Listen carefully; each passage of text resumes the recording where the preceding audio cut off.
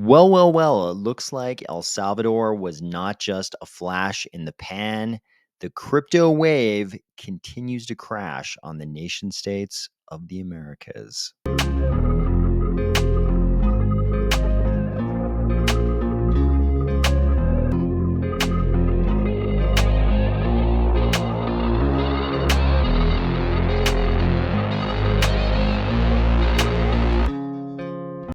If you're so into Austrian economics, you've got a poster of Hayek on your wall and it's not Selma, or if you're finding value in these videos, please consider delegating to the Army of Spies stake pool, ticker AOS.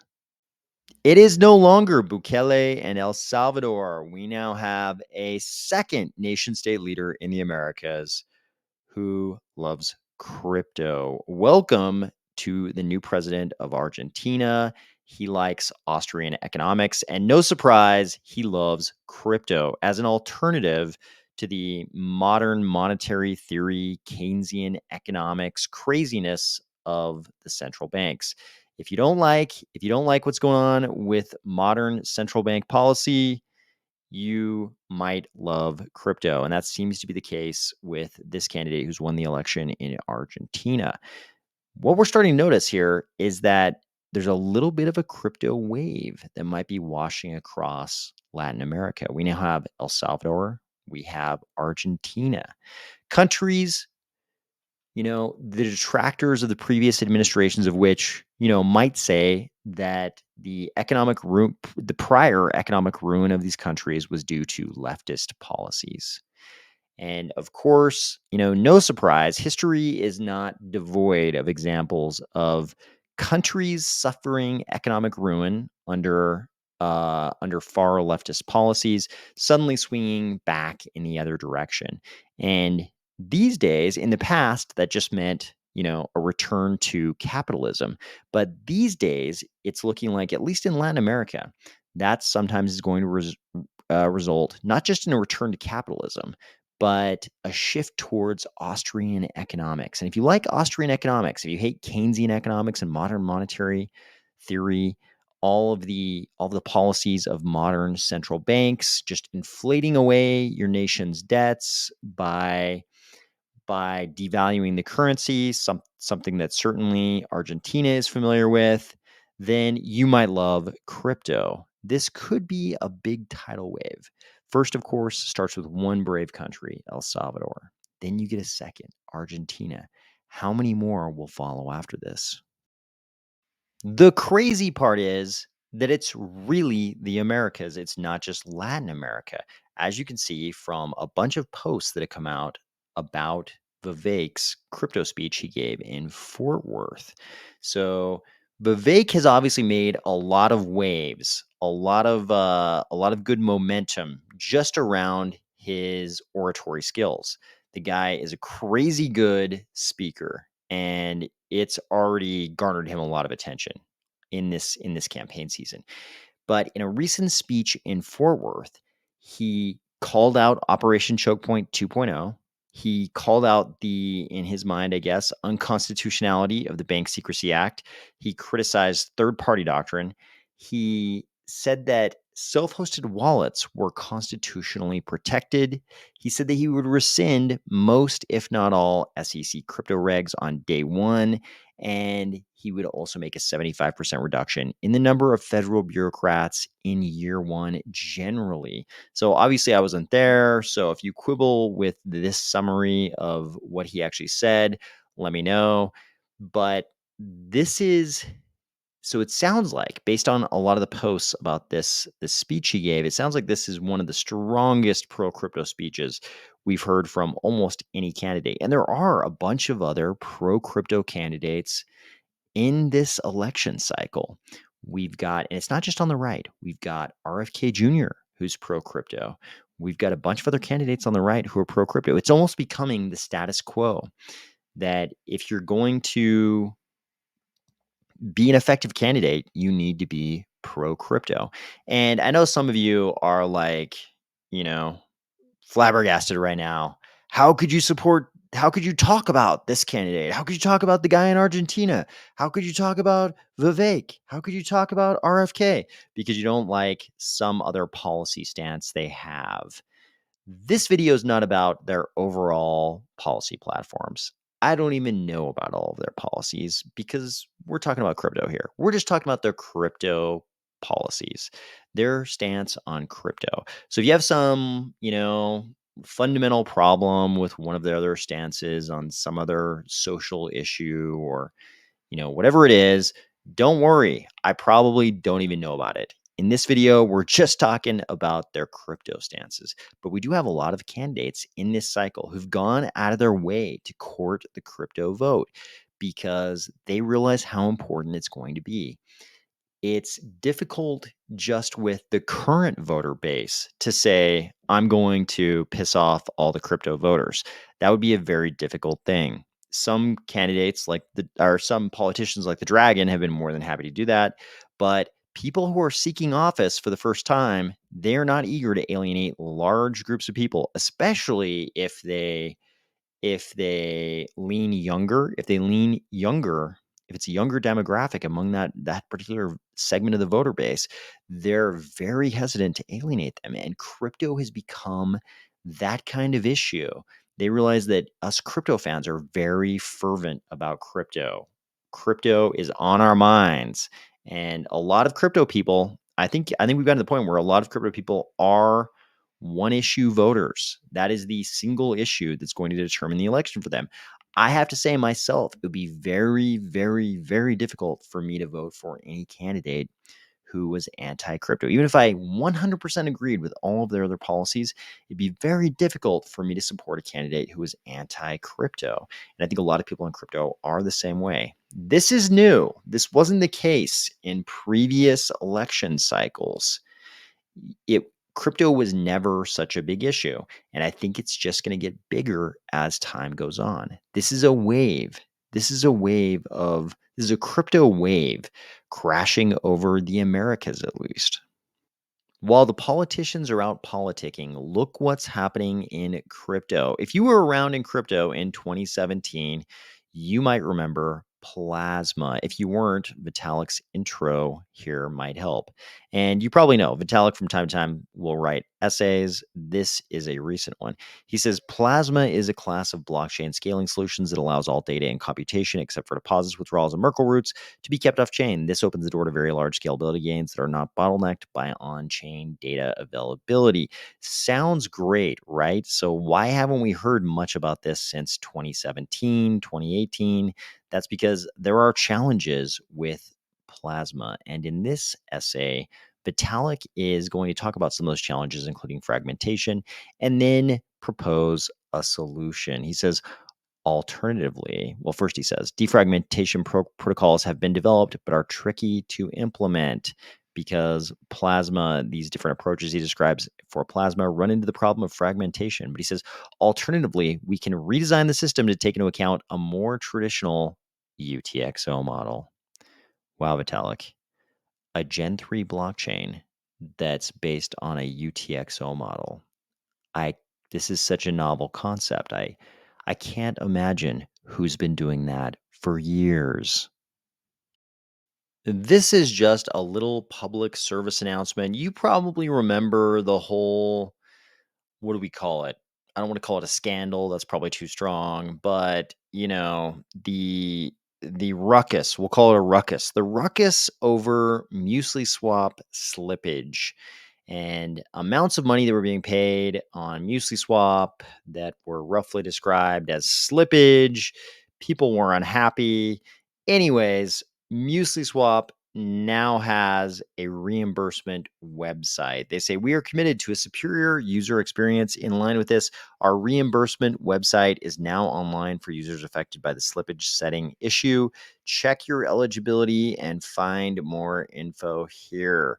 So I didn't pay much attention to this because I wasn't too concerned about how much slippage may have affected my activities on MusliSwap, which weren't even that substantial. I don't even think my activities were that substantial on MusliSwap, but I went and checked. I went and checked the website, and it was actually more ADA. The amount the website at least said they were going to reimburse me was actually significantly more ADA than I would have guessed. Not a giant amount, but more than I would have guessed.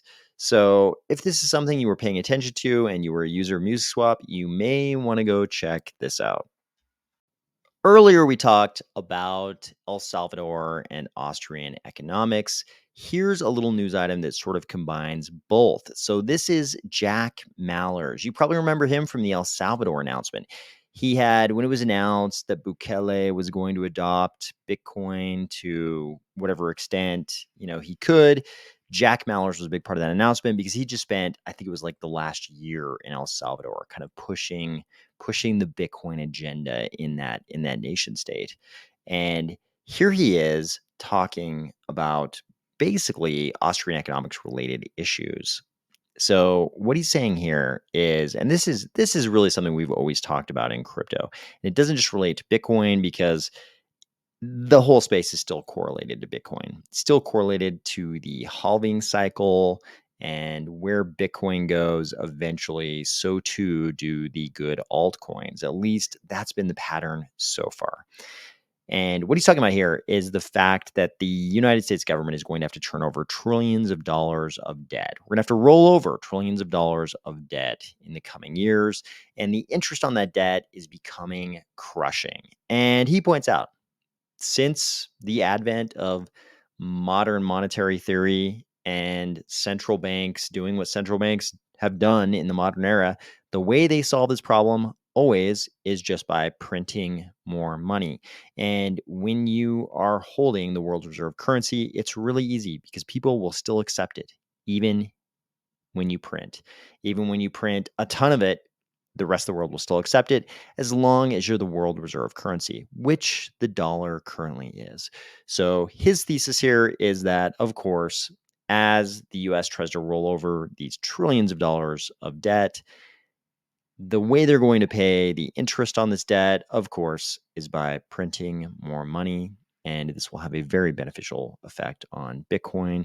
And of course, in Cardano, we just kind of think about that in terms of the effect on the entire crypto ecosystem. Do I think Jack Mallers is any kind of super economist who can predict the future? No. Do I think he is also correct about the normal central bank response to needing to deal with debt issues? Yeah, I think he is right about that part. Finally, look what we have here. So you might have followed all the news about Gavin Newsom, miraculously cleaning up all of San Francisco for the arrival of Chairman Ryan. You might also know about the stories about President Xi Jinping of China spending like a semester abroad in Kansas when he was young and having to pick an American name. And rumor has it he chose Ryan.